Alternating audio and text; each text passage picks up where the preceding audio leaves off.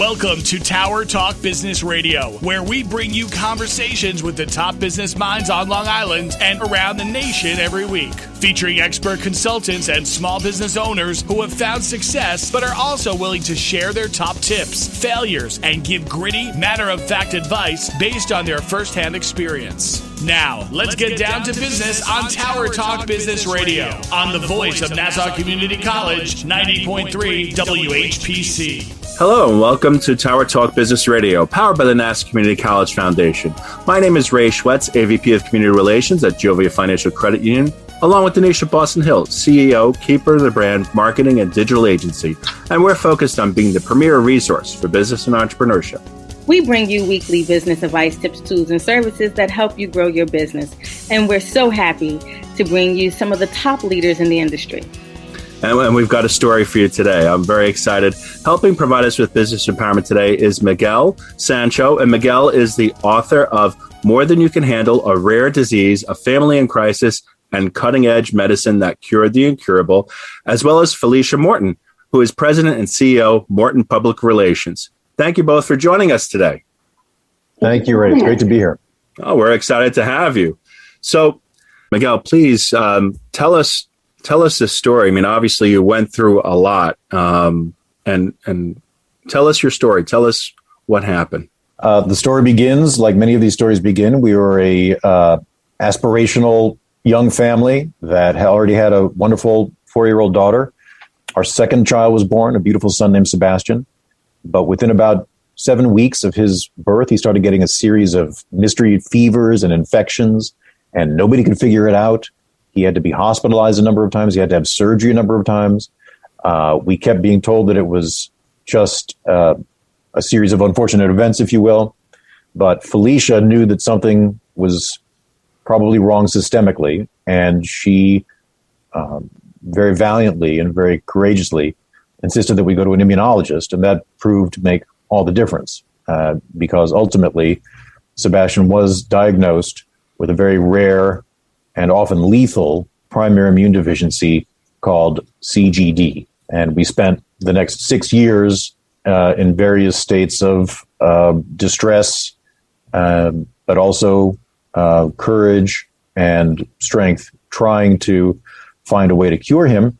And ultimately he was cured with the help of a very innovative, very groundbreaking technology called umbilical cord transplantation. What the book is really about, among other things, it's about the human toll that these kind of diagnoses take on families, on professionals, on relationships.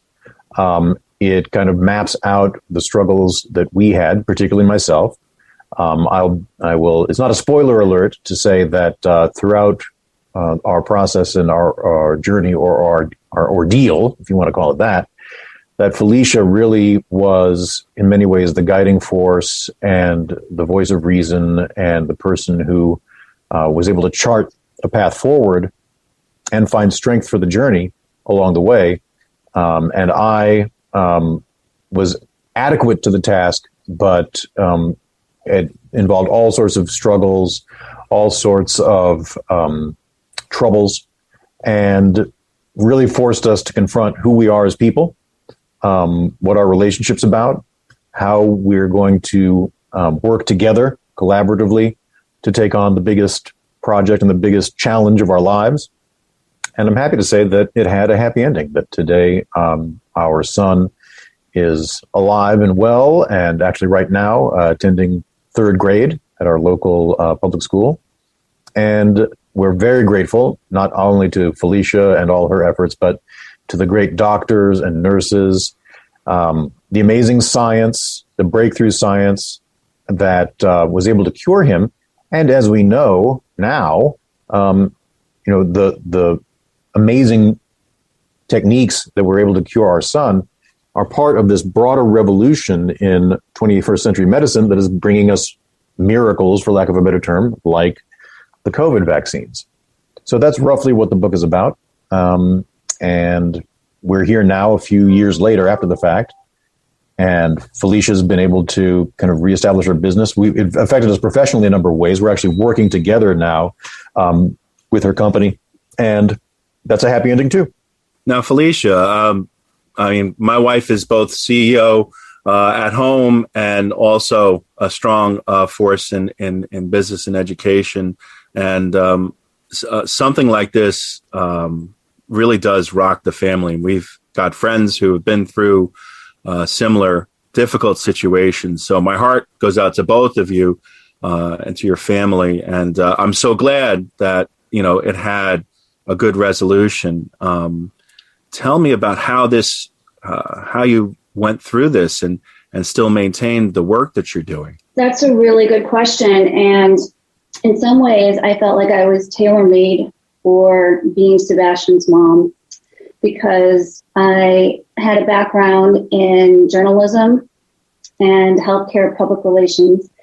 And I had worked on actually clinical trials regarding various drugs, breakthroughs, talked to doctors, specialists, talked to patients who weren't supposed to make it, who did, thanks to amazing, groundbreaking science. And so when Sebastian was sick, I had just started my public relations business a few years prior, and I had been able to bring all of that knowledge to my business, and it was doing very well. And coming from Chicago, inner city Chicago to Manhattan, and making it in New York, it meant a lot to me that I was able to do that. And I have to say, though, that was really my priority at that time. It was my priority to build this business and to work hard and to see this success. And my children were so important to me as well, but I was trying to find a way to fit it all together. And because Sebastian started having these symptoms where we were going to the emergency room, where he had infections that involved surgery and stays in the hospital, my business had to take a back seat. I had to reprioritize my life. And you know what? I became a happier person as a result. I was able to find true value in what's really important in life. And my background also led the way to becoming an advocate in the world of rare disease. And so now I've been able to take what I've learned, this constellation of various skills, from writing to communications to persuading, to taking things that people don't want to talk about, to making them palatable and helping people empower themselves about their disease and not be afraid to speak, not be afraid to reach out, not be afraid to talk to specialists and to travel and to find those answers that you need to go out of your comfort zone, which is what Miguel and I had to do to cure our son. And so to answer your question about my business, well, I was able to continue my business going, but I transformed it to work more. I've been doing a lot of .com work, helping startups, to then helping more nonprofits. And then I began working with the Immune Deficiency Foundation. I helped them set up and this is one of the many things we talk about in the book that are, one of the miracles. I happened to meet Marcia Boyle, who runs the Immune Deficiency Foundation, and I had said, well, my son has CGD. If there's anything I can do to help you, please let me know. And she just said, oh, we just got this big grant to start a new website completely dedicated to CGD, and could you please help us write it? So, these are the sort of things that one might consider coincidences. I consider them miracles that just continue to happen along the way, as long as we're open to them, right? As long as we seek these things out and remain hopeful, they can happen. And so often when someone gets a terrible diagnosis, they close off. Their world starts to recede. They become very negative, and it's very difficult for them. And we have to fight that. So from the beginning, I was looking for ways that I could advocate for my son while maintaining my business. And so I began working with the Immune Deficiency Foundation as a consultant. And then I was able to work with other nonprofits as well. And eventually today, not only are we running Morton Public Relations, but I've also taken some of that business acumen to start the CGD Association of America, which is the largest organization to advocate for patients with CGD in North America. So we're continuing to do good work. And thankfully, I have a background in business that does help me understand how I can leverage that to help patients and carriers, female carriers of CDD as well, advocate for them, provide education, because without education, unlike a lot of other diseases, it's so important for patients to know what to do, because they can, as Miguel said, live with this disease or seek curative treatment. It's a tremendous burden of responsibility for us. And then also advanced research. Now, it's amazing that you are where you were. And, my wife also says, and I keep going back to what my wife says, so she's much smarter than I am. She always says that you are where God wants you to be. And I do firmly believe that. And obviously that's, there's an evidence here with you and with Miguel and Sebastian, with your family. And now the ability to take that message and to share that in the way that you are, as you said, I mean, the implications are life-saving. So kudos to you for doing that, for being brave enough to do that.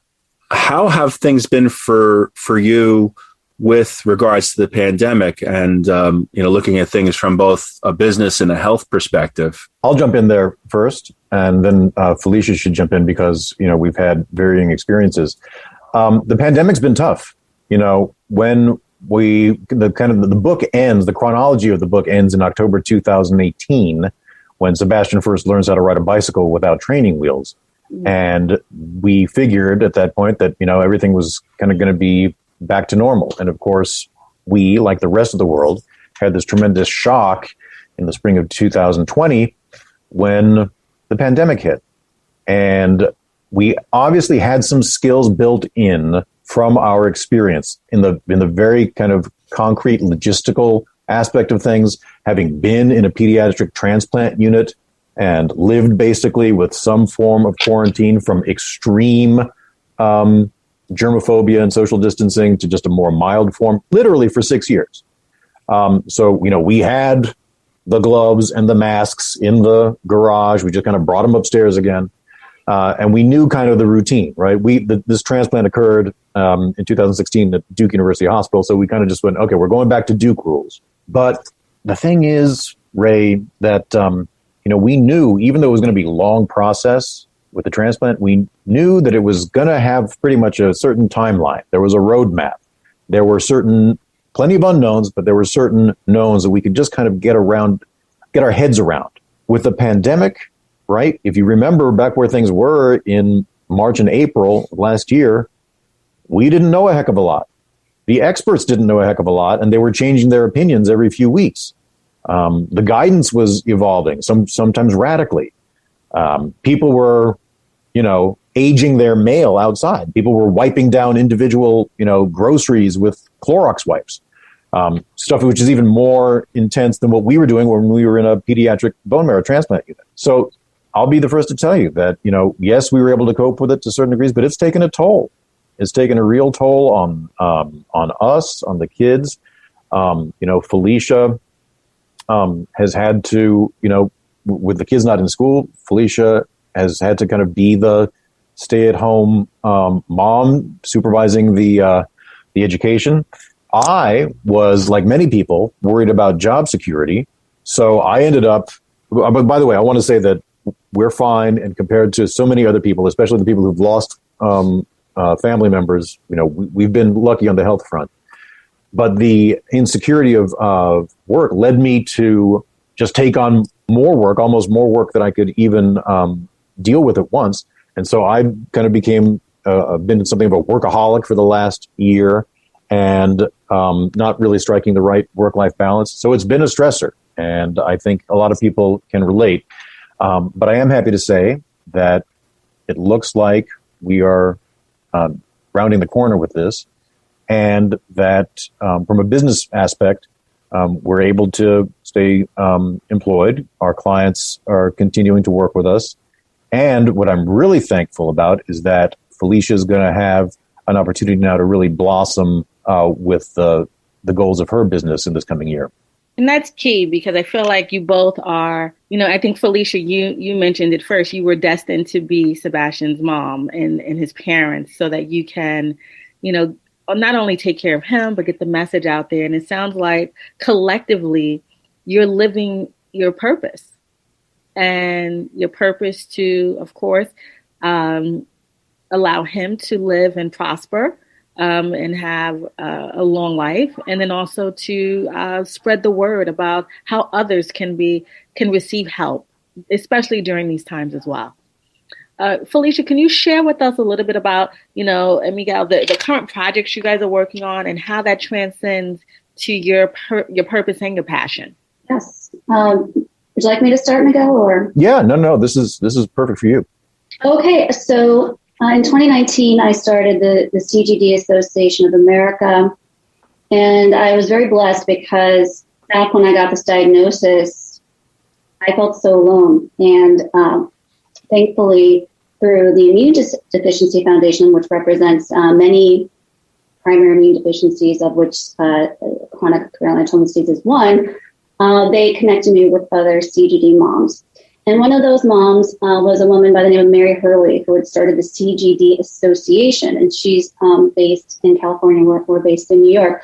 But thankfully, we were able to meet at various conferences, and she and I really bonded. And I was so much in admiration because she had two boys who had CGD, and she had been an advocate for decades. One of her boys was almost 40. Thankfully, he had made it that long, and that was an inspiration to me. Unfortunately, she lost another one. She lost the other one, and so through me meeting with her, and she connected me with other CGD moms, I knew that this is what I wanted to do. I knew that they had helped me so much, because you can talk, when you have a rare disease, you can talk to doctors, you can talk to specialists, you can read all the research, and trust me, I stayed up every night till 3 o'clock in the morning for so many nights reading research, reading articles, reading PubMed, and nothing takes the place of talking to patients who've been there, talking to other moms who have sat by their children's bedside and nursed them back to health, and got them through it. And so these women were so special to me. We became like a sisterhood. And Mary Hurley was one of them. Unfortunately, she passed a few years ago, and her family said that because of the work that we had done together, they would like me to continue her legacy. And so I've been able to continue. And through that, we're doing. I started my own organization, but with a lot of her background and various things that she learned along the way.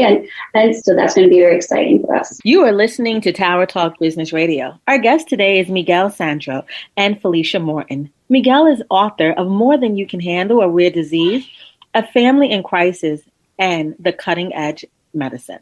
Felicia is president and CEO of Morton Public Relations. My name is Donyshia Boston Hill on the voice of Nassau Community College, 90.3 WHPC. Felicia and Miguel, I'll just share with you, my niece has a rare disease for a 4P- chromosome. And to see the strength of my sister is just leaps and bounds and very heartwarming. And so any family that goes through this type of life and experience, I think you get stronger. You have a host of emotions, but the fact that, Miguel, you were able to put this down on words and share with the world, and Felicia, I think all mothers are great, but I know my sister is stronger and I would say a better mother than I am because of the experience she had with my niece, and I would say to you as well. So thank you for all that you do, not only for Sebastian, but for collaborating on this amazing book and to sharing your findings with society. Ray? So now what's next for both of you? Well, that's a great question. We are going to try to live a normal life and, watch our kids grow and thrive and take pleasure and be grateful for little things that we possibly took for granted before. We're going to continue to kind of try to apply the lessons we've learned to ourselves. I'm still very much a work in progress. It's not just a matter of the kid getting cured and everybody else is, the parents' issues just magically evaporate. We go into that to some degree in the book that, you're responsible for your own health, physical and mental. You're responsible for your own issues. You're responsible for your own wellness. And, like I said, this COVID thing has been, a whole wrench in the monkey works for a lot of people. And so we'll be continuing to do more of that as needed. And just trying to let people know that you can succeed on your own terms. You don't have to let a diagnosis like this completely crush you. You can kind of find different sources of meaning and happiness. And I will just tell you, we have encountered many families who were parents of children with diseases and conditions for which there was no cure, right? Kids who are going to have much more compromised quality of life and longevity than Sebastian would have. And, they have their issues. That it's not just, you don't automatically become, a superhuman, a super parent. But at the end of the day, the question is, where are you going to find strength through your journey? Whether it's faith, meditation, family, as something as simple as fitness, all these things. And Felicia has a whole kind of panoply of guidelines for that, which I'm happy for to talk about. But what we're hoping to do is just continue to, again, appreciate the blessings that we have, the chance that our son's been given to have a good life, and to move forward with ample degree of optimism and compassion. And how about you, Felicia? Well, what's next? Like Miguel said, we're work in progress. When you go through something like this, it's not like you see in the movies where the family walks off into the sunset and everything's perfect. And that's what's really helpful about Miguel's book. I think we all know whether we're dealing with this directly in our families or we know people, it's messy. It's horrible, at some points. But through that horror, through that suffering, that's how we build ourselves, where we break ourselves and then we rebuild, and we rebuild stronger. And to not have that fear of getting broken. You can turn your fear into faith, and there's a lot about my faith in the book. And how we're moving forward is continuing to have faith in the future. So whether it's faith in our business and what Miguel's doing from the TV production side of things, whether it's faith in the CGD Association of America and the research that we're undertaking. It can be really scary with COVID and it can be very depressing. But we just have to continue to have faith in the future and try to look at this time as, I often talk to Sebastian when he's been transplanted that he's like a butterfly. We look past all the other kids in the other rooms. They couldn't leave their rooms. And he'd say, there are a lot of butterflies in there, a lot of caterpillars, Mom. They're turning into butterflies. And we can look at this time during COVID that we're all caterpillars turning into butterflies. And how we're going to fly out of this is really up to us. That's a beautiful way to process it and a way to share. So thank you so much. Yeah. Now, how do we find your information? How do we find the book? Right. Well, I'm happy to say that my publisher, Avery Publishing, which is an imprint of Penguin Random House, has done a great job of getting it distributed. So, of course, it's on Amazon. It's at Barnes & Noble. And I would hope that it's at the local bookstores. We'll see as the orders come through and stuff like that. But yes, it should be readily accessible. And I would say this, that, we've been talking about ourselves here, and, I would probably confess that the book does a certain degree of navel gazing, but I promise you this, that the book was written with the reader in mind. The book was written knowing that people have a lot of other things they can do with their time, tens of thousands of YouTube channels and streamers, and of course, all sorts of other great books written by truly great authors. So every time through every page, I tried to make sure that, the reader is going to be kind of carried along and engaged. And hopefully that works. The message is ultimately, our bodies have immune systems. We all know about, the immune system these days with COVID, one of the things that we also have to do is develop some sort of immune system for the mind, a way for us mentally and spiritually to deal with the constant assaults, the constant distractions, the constant pathogens that can break us down.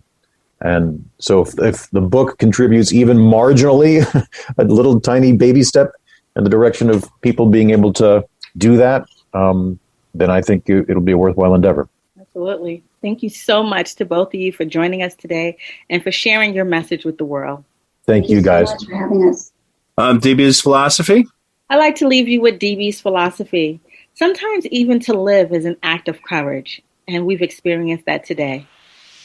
We want to thank you for being with us. My name is Ray Schwetz, along with Donyshia Boston Hill and Michael Chung, your co-host and producers. This is an NCC Foundation Business Leaders Council production. Visit ncc.edu/WHPC for more information. We're available on iHeartRadio as a podcast on iTunes, Android Podcasts, and Spreaker. This has been Tower Talk Business Radio, powered by the Nassau Community College Foundation on the voice of Nassau Community College, 90.3 WHPC.